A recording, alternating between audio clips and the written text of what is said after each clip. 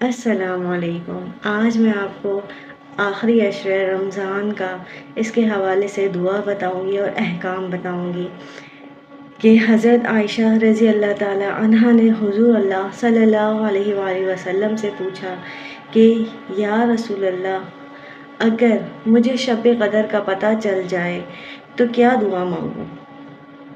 تو حضور اللہ صلی اللہ علیہ وآلہ وسلم نے فرمایا، کہو اے اللہ، تو بے شک معاف کرنے والا ہے اور پسند کرتا ہے معاف کرنے والے کو، معاف فرما دے مجھے بھی۔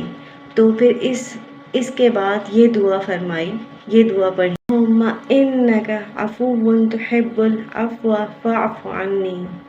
یہ دعا فرمائی اور کہا کہ یہ جہنم سے نجات کی دعا ہے۔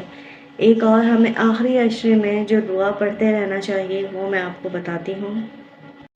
رمضان کے تیسرے عشرے کی دعا، بسم اللہ الرحمن الرحیم، اللہم اجرنی من النار۔ ترجمہ: اے اللہ پاک، ہم سب کو آگ کے عذاب سے بچا، آمین ثم آمین۔